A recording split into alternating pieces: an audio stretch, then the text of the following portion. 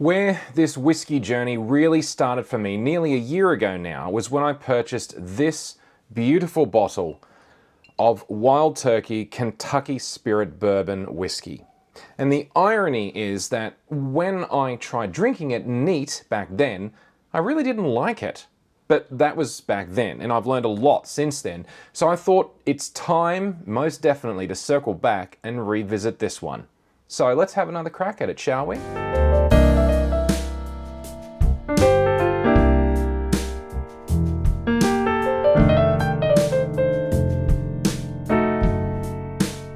This is Whiskey. I'm John Chidgey. Always remember to drink responsibly, in moderation, and where and when appropriate. Feel free to like and subscribe if you're watching this on YouTube, and visit engineered.network/whiskey, without the E, to learn how you can support the show. Thank you.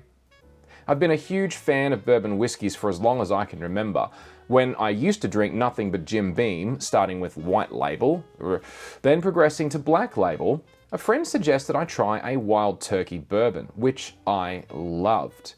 And then I never went back. Further down the road, I was gifted a 101 Wild Turkey bourbon as a thank you from a family friend, and then decided that that was my bourbon from then onwards. However, I was always mixing it, which, to be honest, I went back and finished my 101 bottle neat, and was shocked at just how good it tasted neat.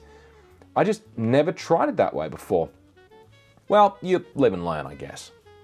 The Kentucky Spirit was launched in 1994, and it's bottled at 101 proof, or 50.5% ABV, from a single virgin oak barrel only, aged for 8 years, which compares to the 101 Wild Turkey that's somewhere between 6 to 8 years, and maybe from different barrels.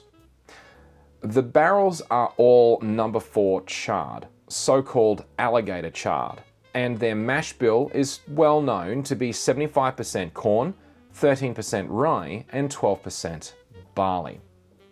For those that don't know, you can't just call yourself a bourbon unless you meet the following criteria.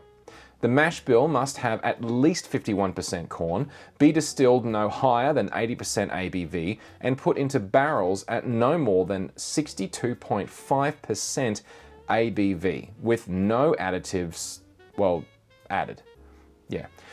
Not only that, it must be aged in charred virgin white oak barrels, and though technically it doesn't have to be American oak, it pretty much all is, let's be honest. Straight bourbons must be aged for a minimum of 2 years, and if it's aged less than 4 years, it needs to include an age statement on the bottle. Now, some maintain to call a whiskey a bourbon, it must be made in Kentucky, but that's not actually true. It does have to be made in America, though. But many consider Kentucky bourbon to be the truest, original, most genuine bourbon. Your mileage or kilometerage may vary. Now, Wild Turkey's distillery is located in Lawrenceburg, in Kentucky, about 20 miles or 32 kilometers west of Lexington. It started in 1855, when a wholesale grocer called Austin Nichols began selling wine and various other spirits, and they would later go on to sell and own Wild Turkey. In 1940, Wild Turkey got its name from a distillery executive that shared a few drinks of their whiskey with his friends on a hunting trip, hunting you guessed it, wild turkeys. Nice story.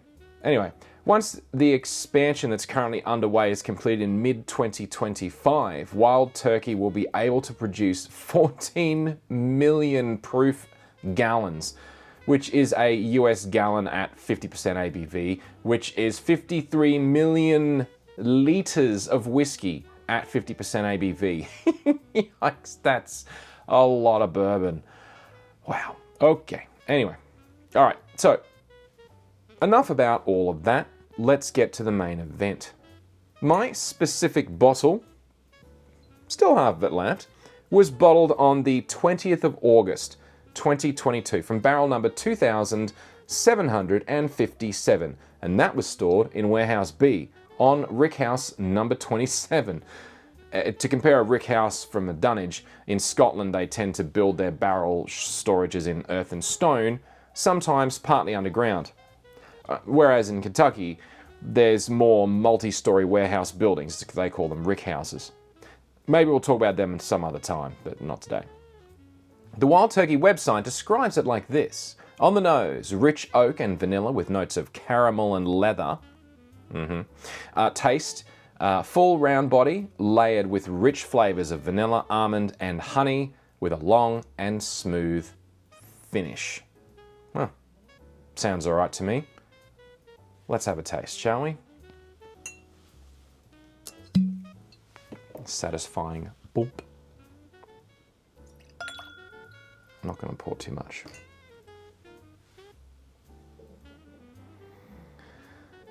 It's got a nice darker amber color, almost a gold color. Let's have a look at the legs.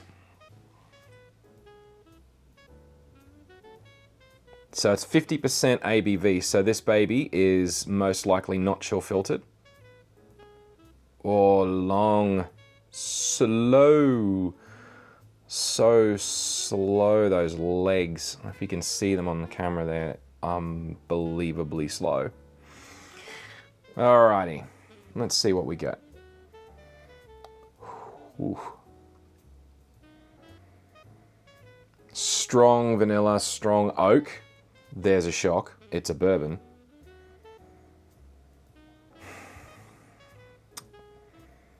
Oh, it smells just delightful. All right, let's have a go.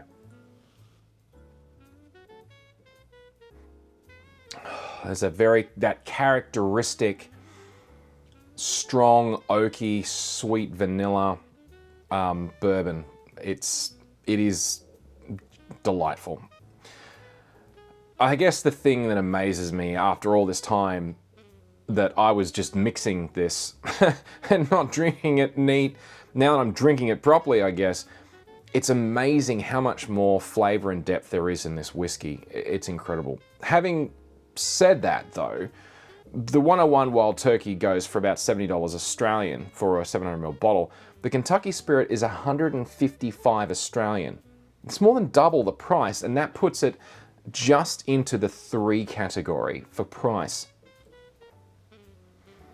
Honestly, as nice as it is, I'm just not entirely sure that it's twice as good as my beloved 101. It's got a delightful finish on it. I can taste that a toffee, kind of a vanilla on the finish of it.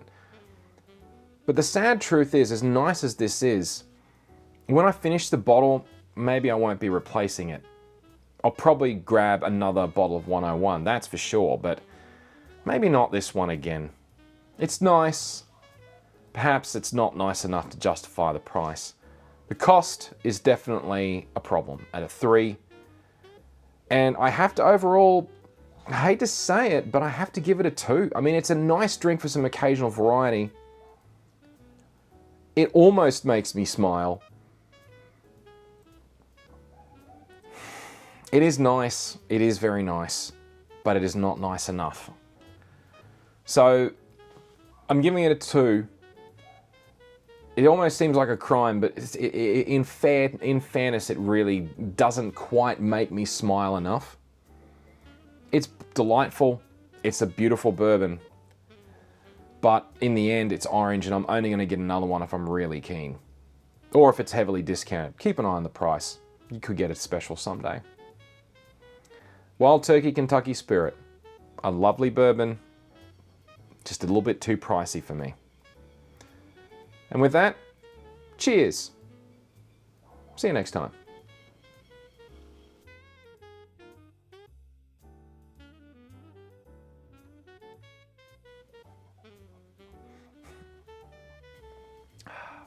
Bourbon.